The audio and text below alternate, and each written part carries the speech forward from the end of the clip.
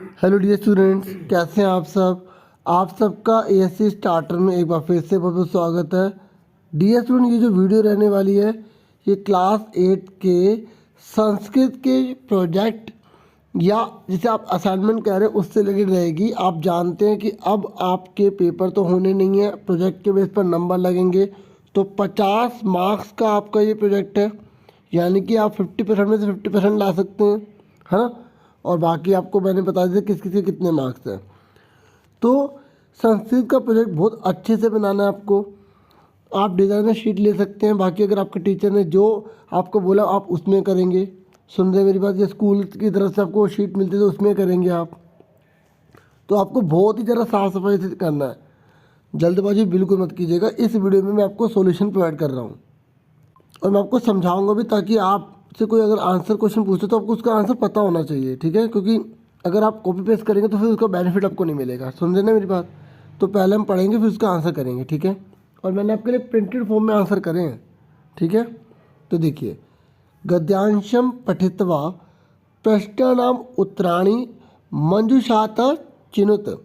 मतलब गद्यांश को पढ़ने के बाद आपको नीचे मंजुषा भी दी होगी, ये देखिए जैसे दे रखी है, ठीक है। ऐसे ही आपको मंजूषा दे रखी होगी, उसको देखकर आपको इसमें आंसर भरने हैं। हालांकि जो पहला क्वेश्चन है उसमें आपको इन क्वेश्चन के लिए मंजूषा नहीं दे रखी, बाकी मैं आपको बता दूंगा, आपको समझ में आ ही जाएगा, ठीक है। समझ में आ रही है तो आगे सुनिए। तो पहले यहाँ पर हमें गद्यांश दिया गया, इसको करने के बाद पढ़ने के बाद हमें इसके क्वेश्चन के आंसर देने हैं, ठीक है। सुनिए, विद्याधनम सर्व प्रधानेषु प्रधानम। विद्या का धन सबसे प्रधान में प्रधान है, मतलब विद्या का धन सबसे बड़ी चीज़ होती है। अगर किसी के पास विद्या रूपी धन है ना, तो वो सबसे बड़ी चीज़ है उसके पास। विद्या गुप्तम धनम अस्ति। विद्या एक ऐसा धन है जो गुप्त होता है, सीक्रेट होता है।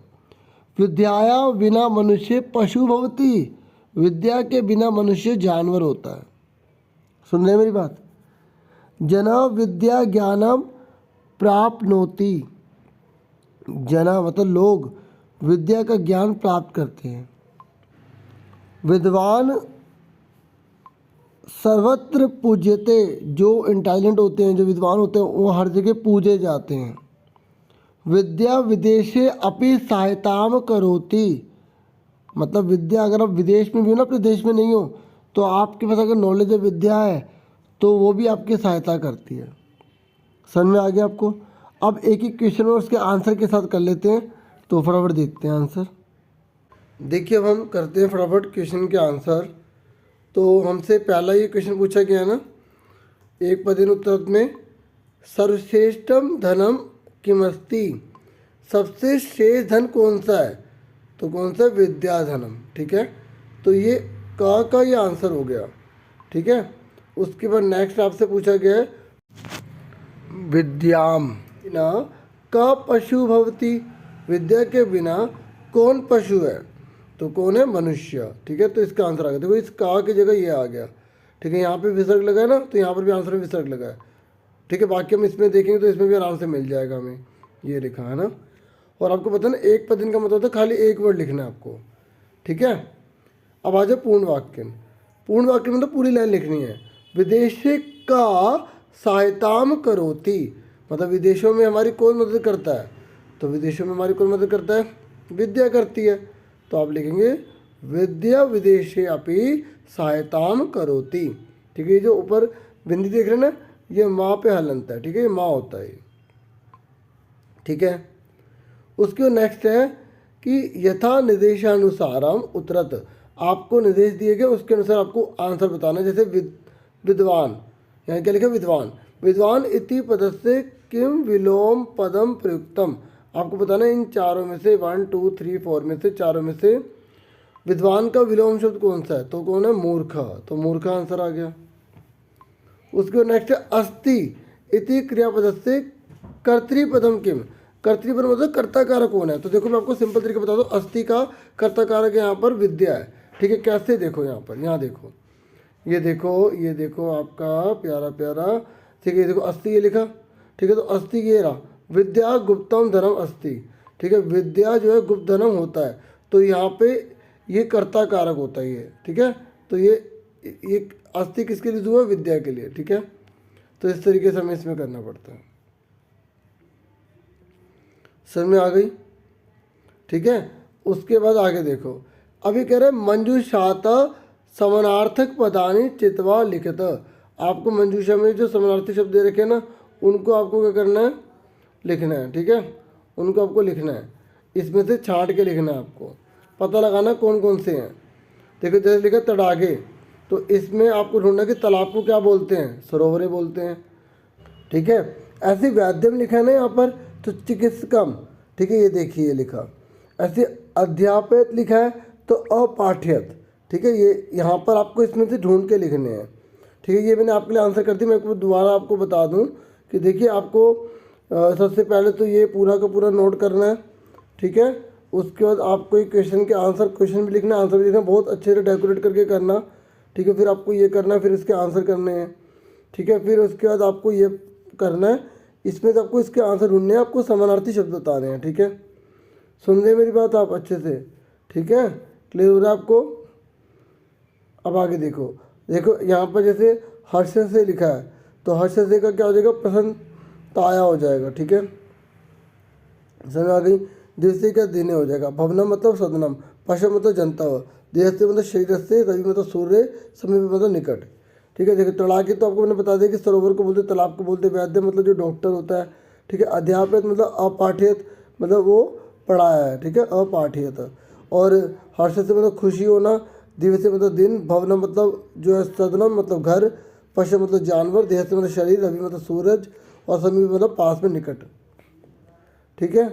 उसके बाद थर्ड क्वेश्चन देखिए, थर्ड क्वेश्चन में बोला गया है कि आपको उदाहरणानुसारम समुचित पदे रिक्त स्थानानि पूरयत, मतलब आपको ये उदाहरण दे रखा है, इसको देखकर आपको इसको फिल करना है, मैंने आपके लिए भरा हुआ है, लेकिन आप समझ लीजिए अच्छे से, ठीक है। देखिए करना क्या है, देखो यहाँ पर ये आप देखो, ये प्रथम विभक्ति है ना, तो प्रथम आपको इसके अकॉर्डिंग करना है।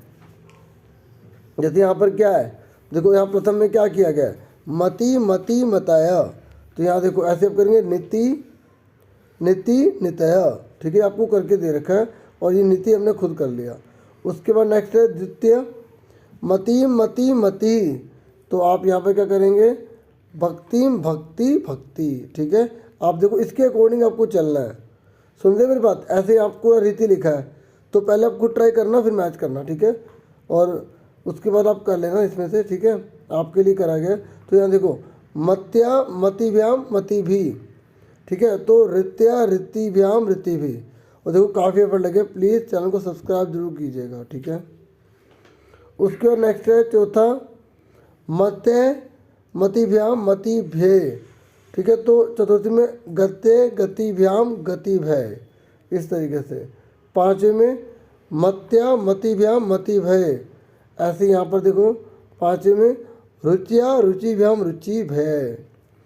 ऐसे षष्ठी में देखो मत्या मत्यो मति नाम, और यहाँ पर जो दे रखा उसको अकॉर्डिंग, तो बुद्धया बुद्धयो बुद्धि नाम, ठीक है। और सप्तमी में क्या है, मत्याम मत्यो मतीषु, तो ऐसे हो गया कृत्याम कृत्यो कृतिषु, ठीक है, क्लियर हो गया आपको। तो ये मैंने आपको तीसरा क्वेश्चन बता दिया, ठीक है, क्लियर हो गया। अब उसके चौथा देखो, फोर्थ क्वेश्चन में आपको बोला गया समुचिते धातु रूपे रिक्त स्थानानि पूरयत, मतलब यहाँ पर आपको जो खाली स्थान दे रखे हैं ना उसको पूरा करना है। तो डीएस में बहुत इजी है, ये आपको पता ही है कि लिट लकार है, लिट मतलब भविष्य काल है, तो क्या आएगा गमिष्यति गमिष्यता गमिष्यन्ति गमिष्यति गमिष्यता गमिष्यत गमिष्यामि गमिष्याव गमिष्याम, ठीक है। तो ये आपका आंसर हो गया। फिर आप आ जाइए फिफ्थ पर। फिफ्थ में आपको बोला गया 1 से लेकर 50 तक आपको गिनती लिखनी है संस्कृत में, तो ये आपके लिए, ठीक है। तो पूरी यहाँ से नोट कर लेना, मैं इसको बड़ी करके दिखा रहा हूँ ताकि आपको किसी प्रकार की कोई दिक्कत ना आए, ठीक है। और यहाँ पर आपने पढ़ा होगा त्रय, तो वो भी लिख सकते हैं, ठीक है। और यहाँ चतवार पढ़ा था ना, तो आप चतवार भी लिख सकते हैं, जो आपने अपनी संस्कृत की बुक में देख लेना, लास्ट में लिखा होगा, ठीक है। तो इसमें कोई वो मत करना, ठीक है। ये भी एक बुक में लिखी हुई थी, तो आप संस्कृत की अपनी बुक में देखेंगे तो यहाँ पर हो सकता है आपको कोई अलग दिखे, इसलिए मैंने आपको बता दिए है, ठीक है। बाकी सब सेम मिलेगा। तो संस्कृत की बुक में लास्ट में देखेंगे ना, पीछे आपको 100 तक मिल जाएगी, आपको 50 तक लिखनी है, ठीक है। सुन रहे हैं मेरी बात आप?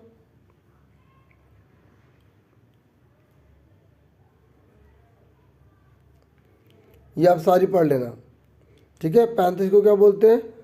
पंचत्रिंशत, ठीक है।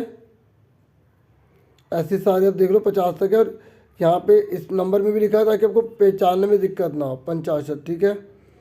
क्लियर हो गया आपको? ठीक है। अगर आपके संस्कृत की बुक में यही सेम लिखे तो अब ये लिख देना, ठीक है। ये 3 तक आपको जरूर देख लेना है, ओके। तो उसके नेक्स्ट क्वेश्चन पर आ जाओ। अब आपको बोला कि पाठ्य पुस्तकात् कमप्येकम अनुच्छेदम दृष्ट्वा संस्कृतेन सुलेखम लिखता। मतलब ये कह रहा है कि संस्कृत की पाठ्य पुस्तक में से कोई एक अनुच्छेद देखकर सुलेख लिखनी है आपको।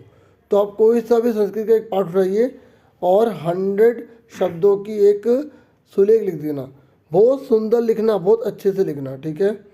और आपके चैप्टर से ही मैंने ये पूरी पैसेज ली है, तो आप ये भी नोट कर सकते हैं, ठीक है। तो मैंने पूरी आपको प्रोजेक्ट की वीडियो करवा दी है, बाकी और सब्जेक्ट की भी मैं लेकर आऊँगा आपके लिए, ठीक है। आप सपोर्ट कीजिए, चैनल को सब्सक्राइब जरूर कीजिए। इसको मैं बड़ा करके दिखा देता हूँ ताकि आपको प्रॉब्लम ना आए, ठीक है।